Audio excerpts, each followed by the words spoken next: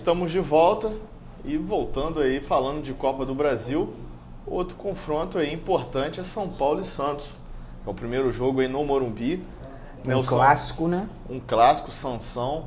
Né? O São Paulo vem aí de um jogo, né, bem estranho, né, e diferente. A gente comentou aqui na segunda-feira, né, contra o Vasco, onde a gente pôde observar um poder ofensivo muito forte, com jogadores técnicos, né, mas que não voltam para marcar, não voltam para ajudar muito o meio de campo, o time de São e Paulo. Sobrecarrega tudo no sistema defensivo. Perfeito. Né, ainda perdeu um jogador, né, e por incompetência, né, do Vasco nas finalizações acabou sendo, né, sofreu o gol, né, no finalzinho. E o São Paulo, né, com a cabeça agora total na Copa do Brasil, que é uma oportunidade, além de conquistar um título que ainda não tem, né, de voltar de uma forma mais tranquila aí a Taça Libertadores da América.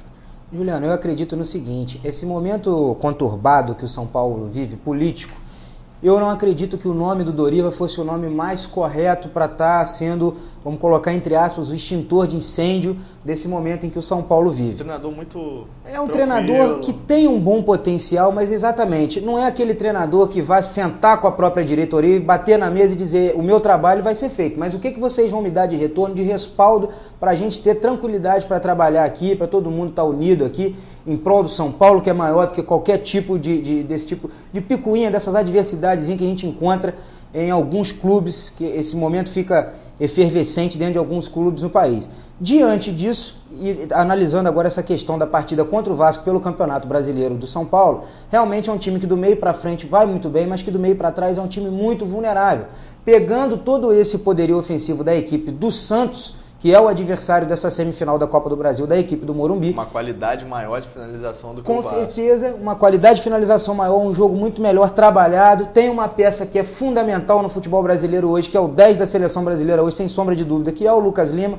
Eu acredito que o São Paulo já vai ter dificuldades hoje, mesmo tendo a sua primeira partida diante da sua torcida, no estádio do Morumbi, que eu acredito que a torcida, apesar desse momento aí turbulento, o São Paulo não vem convencendo ao longo dessa temporada, mas claro, o torcedor de São Paulo tem a obrigação de preencher todos os lugares aí do estádio do Morumbi, mas eu acredito que o Santos vai ser sim uma pedrinha no sapato, e eu já vejo o Santos, é claro, é cedo ainda para falar, o formato da competição também, não dá para a gente ficar aqui fazendo algum tipo de hipotetizar situações, mas eu vejo hoje o Santos melhor preparado do que o São Paulo, principalmente nessa questão de entrosamento de setor defensivo da equipe de São Paulo, que deixa um pouco a desejar. O Rogério também, com toda a história que tem no clube, já é um goleiro que já está cansadinho, né, Rogério? Já está na hora de pensar aí, de repente, para ano que vem, um preparador de goleiros do São Paulo. 42 porque anos, né? Eu não digo nem esse cargo de diretoria, 42 anos de idade, Juliano, pois tá me lembrando aqui.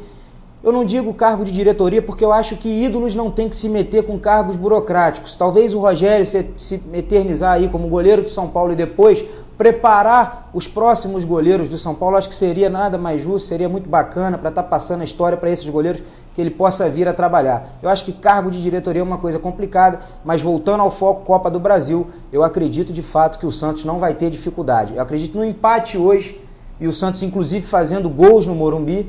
E na Vila Belmiro realmente é muito difícil, porque na verdade eu como tricolor, agora tirando o clubismo, botando a questão do analista aqui falando para você, eu acredito que vai ser muito difícil a gente tirar o título, tirar uma dessas três equipes, né, sendo Palmeiras, São Paulo ou o próprio Fluminense, tirar o título. Santos é favorito, da né? equipe da Vila Belmiro. O Santos é favoritíssimo ao título. Tudo pode acontecer, né? Pelo formato da competição. É futebol, mas, né, dentro da situação, né, do que apresenta, né, como de melhor futebol tá hoje, um patamar acima, né? O Santos está um pouquinho acima, apesar de também sofrer um pouco do problema do São Paulo, né, da questão do sistema defensivo. Não são jogadores, né, tão primorosos assim, Zeca, David Braz. É verdade. Né, você já teve essa mala lá, né? Goleiro Vanderlei, apesar de ser um bom goleiro, mas não é nenhuma sumidade, né, um goleiro, né, que vem se esforçando muito, fazendo boas atuações.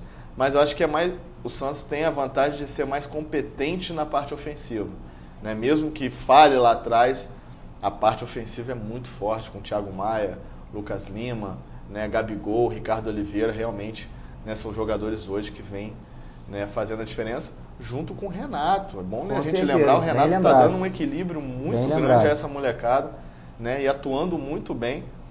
Né, É o guarda-costa ali, né? apesar de toda a sua experiência. Lucão, saindo um pouco, né, da Copa do Brasil, vou voltar, né, a falar daqui a pouco, mas as notícias de hoje aí dos clubes cariocas, né, que envolve, né, 2 clubes, é Fluminense e Vasco, né, a CBF confirmando aí um Fluminense e Vasco no Engenhão.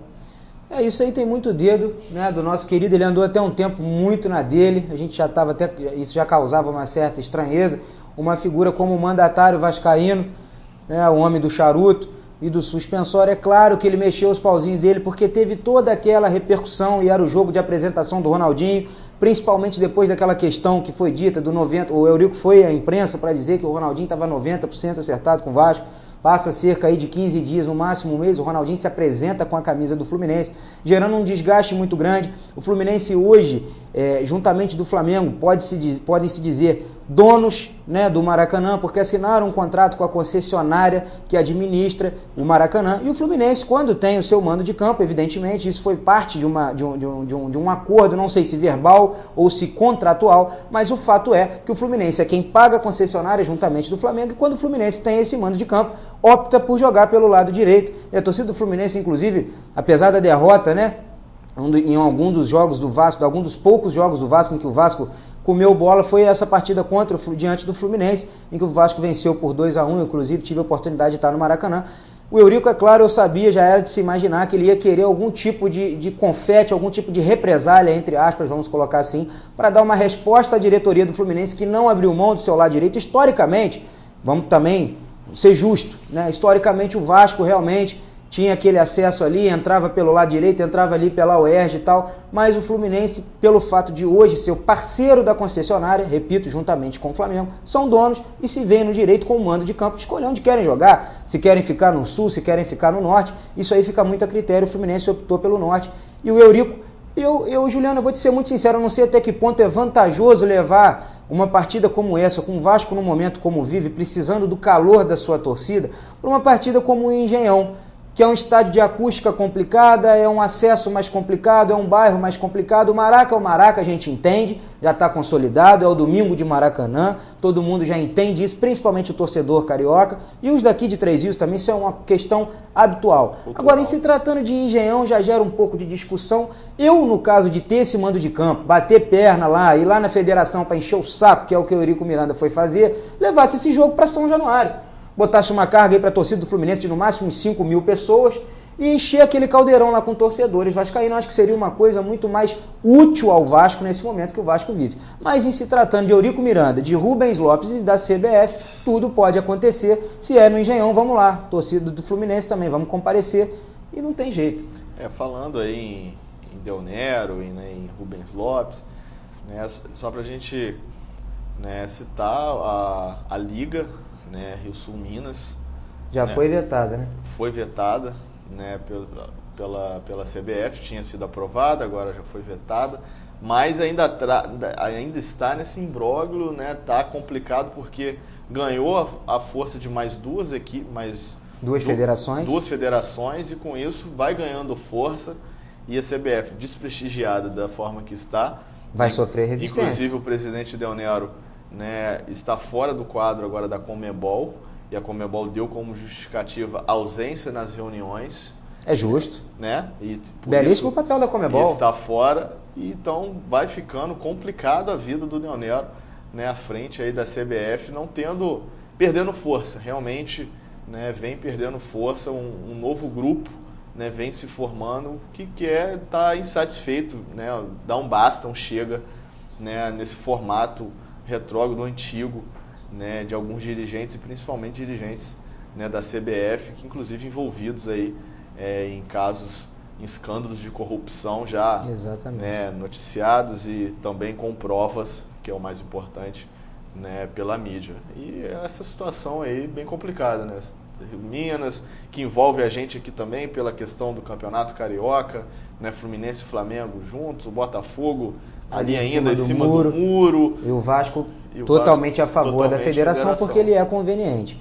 Uma situação muito complicada, Juliano. Eu, particularmente, sou extremamente a favor da criação dessa liga, porque são dirigentes, pelas declarações, pelo projeto que foi apresentado, você vê que são pessoas querendo realmente, de fato, profissionalizar a coisa. Então eu acho que esse respaldo da CBF, isso é claro, para ela pode ser que não seja interessante, eu não sei qual é a visão da CBF em relação a isso financeiramente. Que é o que mais importa. Que é o que mais importa a CBF. Agora, em termos de campo, em termos de receita, em termos de torcida, eu particularmente prefiro 1000 vezes estar assistindo um Fluminense Curitiba pela Taça Rio, Sul, Minas, do que ter que assistir um Fluminense com todo respeito ao charmosíssimo, ou a equipe lá de Conselheiro Galvão, ao Madureira, do que ter que assistir um Fluminense e Madureira pela 4ª rodada do Campeonato Carioca, uma lua, um sol para cada um, uma coisa muito complicada, e um campeonato onde a gente sabe que não é parâmetro para nada, uma vez que o Vasco da Gama foi campeão carioca esse ano, está passando esse martírio no Campeonato Brasileiro esse ano. Eu sou extremamente a favor, a gente sabe de toda a burocracia, a gente sabe que na teoria a coisa pode estar caminhando de uma maneira plena, muito tranquilo. Agora, na prática, descer isso aí para cima de Rubens Lopes, que é o presidente da Federação do Rio, principalmente em se tratando de Flamengo e Fluminense, e passar essa informação por cima da Federação do Rio para chegar na CBF, já não tendo o respaldo do Rubinho, conversando com o Del Nero e com os mandatários da CBF, dizendo que isso não é interessante, Flamengo e Fluminense, trazendo para o nosso eixo aqui regional, trazendo para o Rio de Janeiro, vão sofrer muita resistência para estarem se libertando desse câncer, vamos colocar assim, hoje, que é essa Federação do Estado do Rio de Janeiro de Futebol, muito mal gerida, com muito conflito de interesse, uma coisa nesse sentido. A gente sabe que o futebol não funciona dessa forma. Erros de arbitragens também insistentes, agora já pegando uma abrangência nacional. Profissionalização da arbitragem, isso são coisas que têm que começar a serem conversadas, a serem amadurecidas. E Flamengo, Fluminense, com todas essas outras agremiações que estão se unindo, tomaram um pontapé inicial. Eu espero que a CBF tenha a humildade de reconhecer que do jeito que está, não dá para ficar, e o Rubens Lopes aqui na nossa Federação do Rio a mesma coisa, e que a coisa comece a tomar uma outra proporção, talvez já a partir de 2016, ou que não aconteça em 2016, mas que já venha com um projeto pronto para 2017, e que todas essas equipes estejam respaldadas para, de fato, apresentar planejamento, apresentar futebol e não pagar para trabalhar, que é o que acontece hoje no Campeonato Carioca. Públicos aí de 1000 e pouco, 2000, 3... Quando você tem uma rodada, de repente um clássico do Carioca, que não seja as semifinais do campeonato para decidir o campeão, 9, 10 mil, 12 mil, mais a fatia do consórcio, a fatia da federação, está pagando para trabalhar. Ninguém se sustenta dessa forma. Infelizmente é uma situação muito difícil, né, essa situação do Campeonato Carioca. A gente lamenta muito porque, né, já gostamos muito, já valorizamos muito, né, essa já competição. Foi muito bacana o Campeonato Carioca, mas nos últimos anos realmente, né, vem sendo, como que eu vou falar, vacalhado, né, chacalhado o Campeonato Carioca pela federação, né, e todas essas confusões, só pensando, visando lucro, dinheiro, quando o principal objetivo você pegar lá, missão, visão da federação, é ajudar as ligas, né, por que não vem aqui, tudo bem, tá ganhando dinheiro, mas usa esse dinheiro, né, ajuda aqui que lá na frente é um ciclo, né, Juliano? Ajuda ela aqui dinheiro. Ajuda um campeonato Os aqui menores, da Liga. O retorno vai chegar nela mais cedo ou mais tarde. De Rios, de com Paraíba, certeza. Na Liga de Varriçai, coberto de de razão, Friburgo. Juliano. Infelizmente não é assim, só visa o próprio bolso, né? Só visa, né, interesses próprios, e a gente está nessa situação aí do futebol carioca, nas mãos de um dirigente de um clube, né, que é o Eurico Miranda.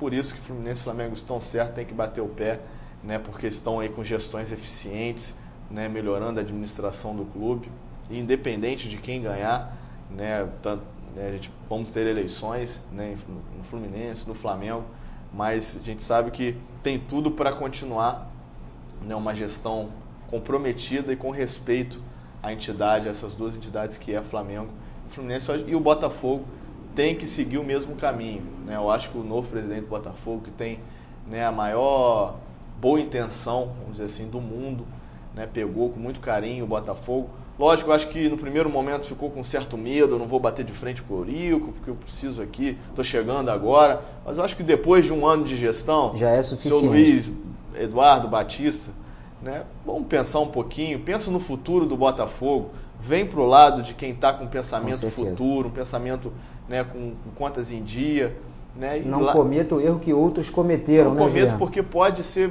prejudicial e muito prejudicial, sem chance de volta, né, ao Botafogo. E falando no Botafogo, né, o Botafogo perdeu em casa. Né? Temos até o gol aí, perdeu para o Ceará, né, 1-0, gol de pênalti, um resultado, né, bem surpreendente, mas apesar da derrota, líder mas viu o Bahia aí encostar, e a gente dizia que vou continuar com o mesmo discurso, né, apesar dessa derrota, o Botafogo para mim já está com o pé na Série A, mas já escutei de torcedor do Botafogo hoje que, ai meu Deus, tem coisas que só acontecem com o Botafogo. Esse ditado vem à tona. Mas calma, torcedor botafoguense, é claro, a gente também não pode tirar o mérito dessa equipe do Ceará, que é uma equipe muito bem trabalhada, uma equipe bem, né? A gente sabe que as coisas aconteceram, o Ceará está passando por um momento até complicado nesse momento, mas essa questão da Série B é uma competição que eu considero até de repente em determinados momentos mais difícil que a Série A.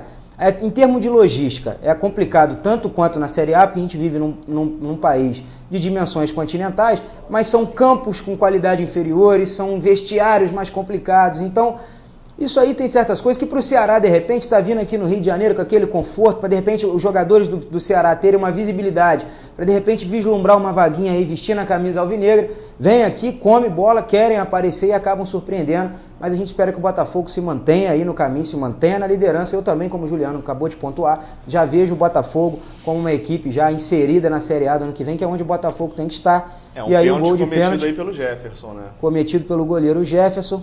Que, né, muito bem cobrado, o Jefferson até caiu por lado certo. Por uma situação aí meio complicada, né? Depois da vinda da seleção brasileira. A torcida do Botafogo, né, até o apoiou bastante na última partida e nessa também.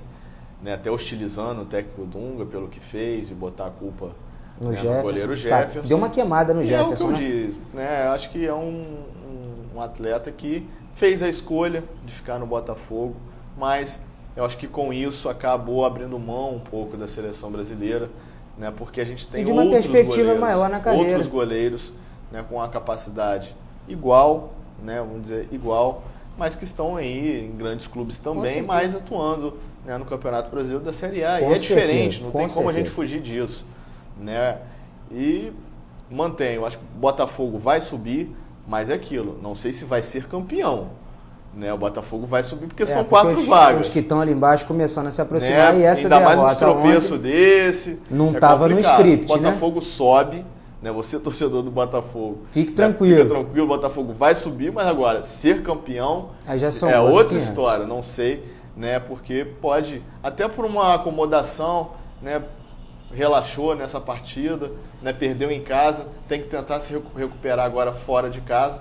Mas falando ainda em Série B, outra equipe carioca, né, que está aí na Série B, passando por uma, né, dificuldade até mesmo de cair, né, próximo ali às zonas de rebaixamento, que é o Macaé. Né, o Macaé tem um jogo, né, na sexta-feira, né, às 21 horas, a gente vai lembrar no programa de sexta-feira também, mas é a notícia de hoje, a diretoria colocando aí ingressos a R$5 e uma carga aí de 5 mil ingressos à venda. Tem que apoiar. A torcida tem que comparecer porque tem um belíssimo estádio, com certeza, uma Acizão muito bacana. Né, eu acho que tem tudo aí para se manter na Série B. Eu acho que já é um grande feito para o Macaé que vem da Série C.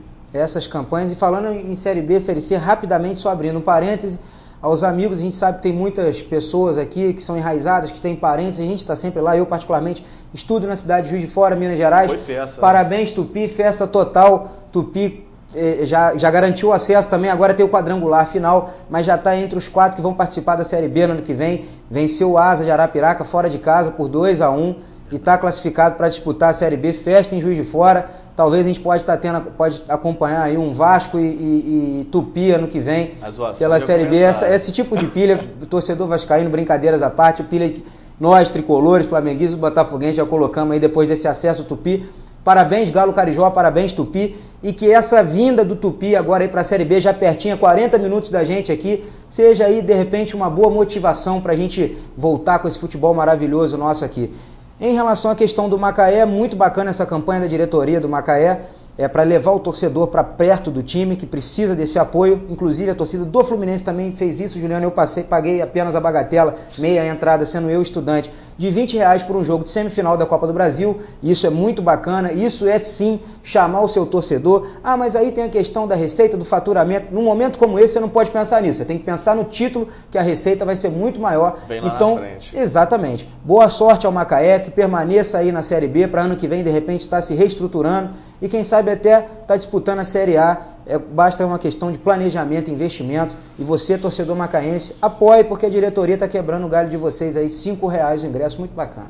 E bem lembrado, né, Lucão, você lembrou muito bem, né, parabéns aí ao Tupi. Isso aí. Né, o Tupi que eu tenho muito carinho, porque tem o mesmo símbolo do Galo, o Carijó, e todo mundo sabe. Eu também. Meu avô jogou no Tupi, doutor Edgar Peralta jogou nos dois Carijó, o de Minas e o de Três Rios. Todo mundo sabe, né, que eu sou entrerriense de coração, então tem o Galo Carijó, né, no peito. Isso aí. Então a gente tem uma alegria muito grande, um carinho pelo Tupi e pela proximidade, né? Tá aqui em Juiz de Fora. Isso é até bom para a nossa cidade, né? A gente sabe que a gente tem vários jovens talentos que podem. Hoje, infelizmente, a gente não tem um futebol profissional. O Tupi, com certeza, com isso, vai vir mais verba de televisão, sem dúvida, mais investimentos, vai melhorar a sua base e, quem sabe, oportunidade dos jovens daqui da nossa cidade, Três Rios, Paraíba do Sul, estarem sendo e fazendo teste no Tupi, pertinho, né? Não precisa ir ao Rio de Janeiro, que é um gasto maior. Então você, pai, você que está aí, tem o seu filho, 13, 14 anos, que joga bola, bacana,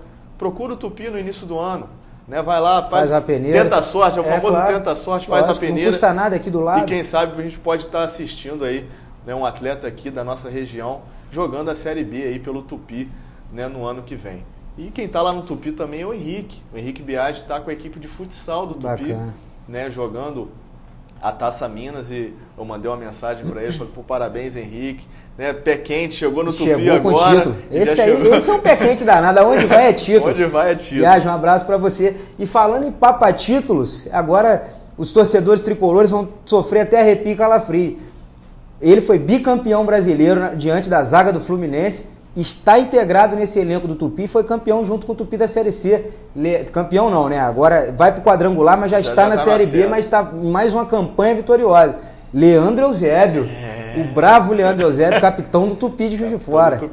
Isso aí. Vamos a mais um intervalo comercial e na volta falando tudo aí sobre Champions League, né? E também, né, sobre os jogos estudantis que seguem aí a todo vapor na nossa cidade.